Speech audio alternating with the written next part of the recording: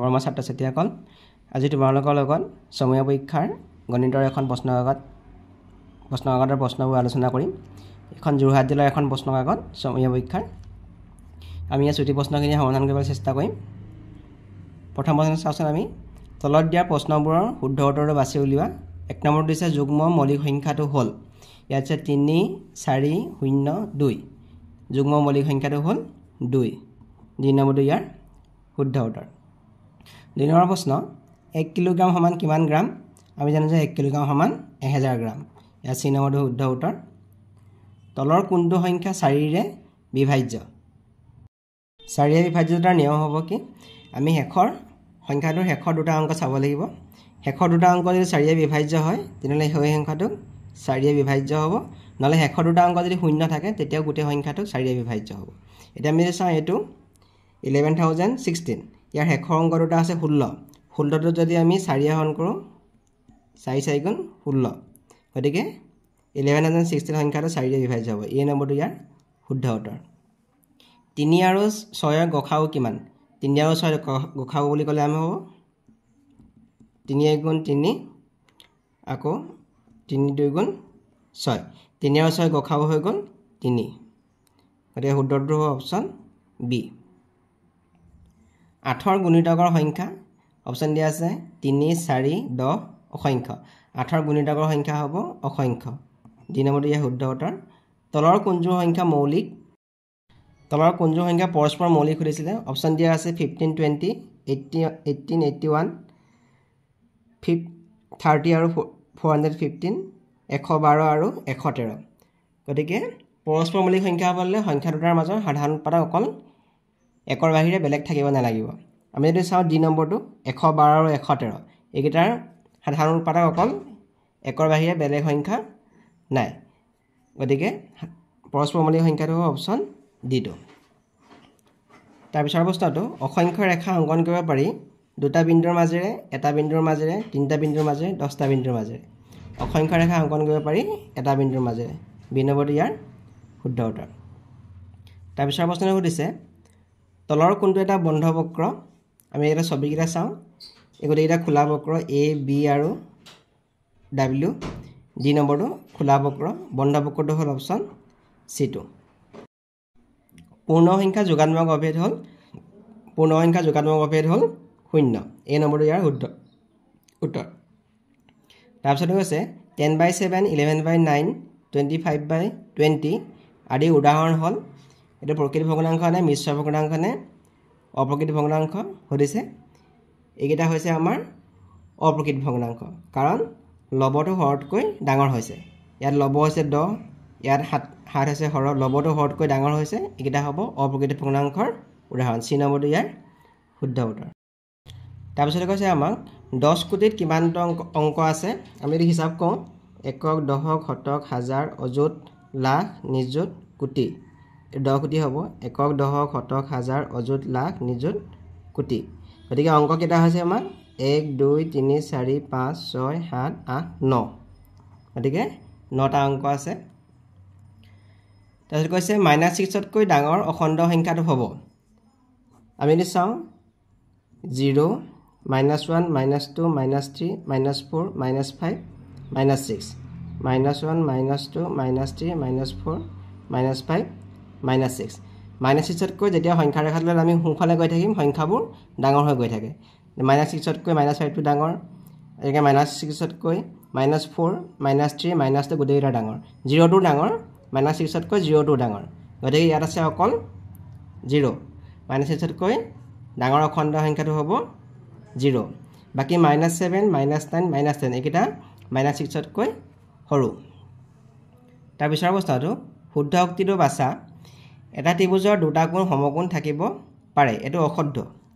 এটা ত্ৰিভুজৰ দুটা কোণ সমকোণ থাকিব নোৱাৰে। সূক্ষ্মকোণী ত্ৰিভুজৰ তিনিটা কোণেই সূক্ষ্মকোণ ত্ৰিভুজৰ তিনিটা কোণেই সূক্ষ্মকোণ হ'ব পাৰে। স্থূলকোণী ত্ৰিভুজৰ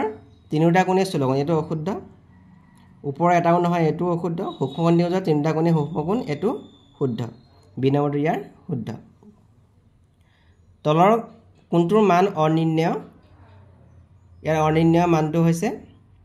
0ক আমি এইটোৱে ডিভাইড কৰিলে আনসাৰটো আমি 0 পাম ইয়াক ডিভাইড কৰিলেও আমি 1ক 10,000 ডিভাইড কৰিলে কিবা এটা সংখ্যা পাম 0 লগত পূৰণ কৰিলে 0 পাম এটো আছে আমাৰ 1/0 1ক 0 এ ডিভাইড কৰা কোনো অৰ্থ নাথাকে এটো হ'ল অনিৰ্ণয় ডি নম্বৰটো হ'ব অনিৰ্ণয় দুই নম্বৰ প্ৰশ্ন 2 into bracket 4 plus 5 2 into কি হয় এটো বিতৰণ বিধি হৈছে দুইটোৱে প্ৰথমতে 4 লগত পূৰণ হ'ব গতিকে 2 পূৰণ 4 হ'ব আকৌ দুইটোৱে ইয়াত যোগ চিন আছে যোগ চিন পাইছে দুইটোৱে 5 লগত পূৰণ হ'ব ইয়াত হ'ব 2 পূৰণ 5 1 মিলিয়ন সমান কিমান লাখ সুধিছে 1 মিলিয়ন আমি যদি লিখো এটো 1 মিলিয়ন হ'ব ইয়াত কিমান লাখ সুধিছে আমি চাও একক দশক শতক হাজাৰ অযুত লাখ গতিকে এটো হ'ব 10 লাখ তাৰপিছৰ প্ৰশ্ন এডাল ৰশ্মিৰ মূৰ বিন্দু অকল এটা তাৰপিছৰটো আটাইতকৈ ডাঙৰ ঋণাত্মক অখণ্ড সংখ্যাটো হৈছে -1 এক হল গুণ মানে হ'ব 180 ডিগ্ৰী 180 ডিগ্ৰী কোণ এক হল গুণ বোলে এক হল গুণত কেটা সমকোণ আছে এক হল গুণত দুটা সমকোণ আছে তাৰ মানে 90 ডিগ্ৰী দুটা কোণ যোগ কৰিলে হ'ব 180 ডিগ্ৰী এটা আখৰে লিখিলে হ'ব আমি যদি হিসাব কৰো একক দশক শতক হাজাৰ অযুত লাখ নিযুত কোটি এটো হ'ব 8 কোটি 5 লাখ 64,021 এটো অধিকে হ'ব 8 কোটি 5 লাখ 64,021 তাৰ পিছৰ প্ৰশ্ন এনে কোনো স্বাভাৱিক সংখ্যা আছে নে যাৰ পূৰ্বপদ নাই উত্তৰটো হ'ব 1 একৰ পূৰ্বপদ নাই তাৰপিছত প্ৰশ্ন বৃত্তৰ কেন্দ্ৰৰ মাজেৰে পাৰ হৈ যোৱা জিয়াডালৰ নামটো কি বৃত্তৰ কেন্দ্ৰৰ মাজেৰে এডাল জিয়া পাৰ হৈ গৈছে এডালক কওঁ আমি ব্যাস আনসাৰটো হ'ব ব্যাস 9 আৰু 15ৰ সাধাৰণ উৎপাদকটো লিখা 9 বুলি ক'লে আমি পাম 3 3 গুণ 9 আৰু 15 বুলি ক'লে পাম 3 5 গুণ 15 এটিকে সাধাৰণ উৎপাদক হ'ব 3 আনসাৰটো হ'ব 3 দুটা নিৰ্দিষ্ট বিন্দুৰ মাজেৰে কেইডাল ৰেখা টানিব পাৰিম দুটা নিৰ্দিষ্ট বিন্দুৰ মাজেৰে আমি এডাল ৰেখা আঁকিব পাৰিম সংজ্ঞা দিয়া চতুৰ্ভুজৰ চাৰিডাল বাহু থাকে চতুৰ্ভুজৰ বাহু চাৰিটা তাৰ পিছৰ প্ৰশ্নটো 4/7 = কিমান হয় সুধিছে ইয়াত আমি পাতি লম 4/7 ইয়াত আছে 56 তাৰ মানে আমি হাতৰ লগত আমি হৰৰ লগত 8 পূৰণ কৰি 56 পাম গতিকে লবটোৰ লগত আমি 8 পূৰণ কৰিব লাগিব 4 লগত 8 পূৰণ কৰি হৈ যাব 32 গতিকে খালি ঘৰত বহিব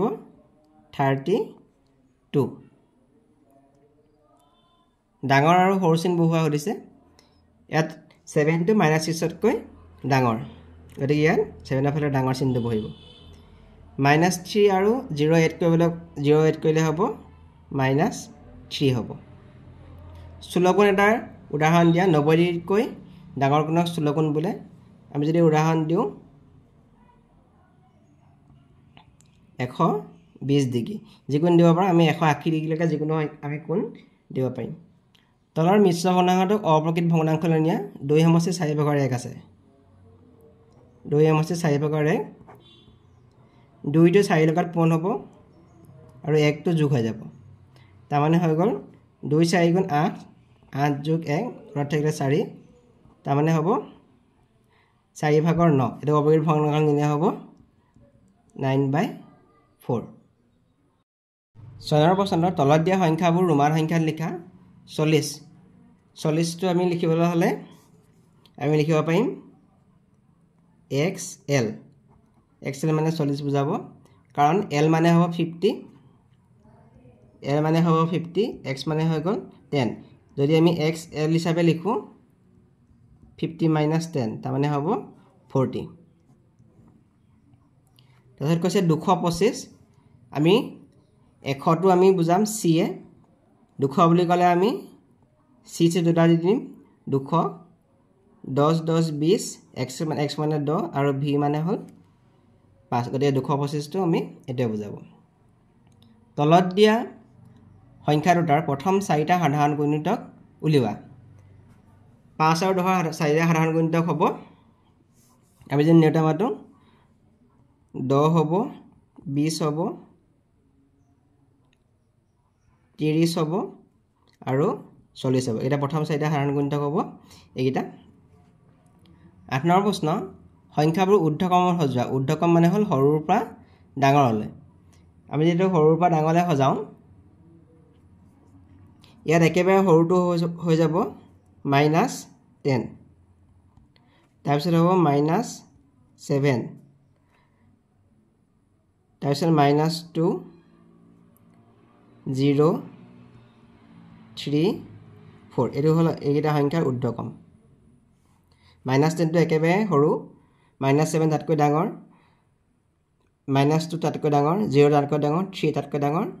4 তাতকৈ ডাঙৰ পিছৰ সংখ্যাটা ঊৰ্ধ্বক্ৰম যদি উলিয়াবলৈ কয় আমাক এই আনসাৰটো হ'ব -40 টো একেবাৰে সৰু তাৰপিছত -30 -15 তাৰপিছত আহিলে 0 0 পিছত 6 10 25 6 10 আৰু 25 নানৰ প্ৰশ্ন দিছে মোটামুটি যোগ কৰা 5672 আৰু 536 আমি 5672 টো আমি ধৰিম 5700 ধৰিম 5700 ধৰিম আৰু 536 টো ধৰিম আমি 500 ধৰিম এটা যোগ কৰিলে হ'ব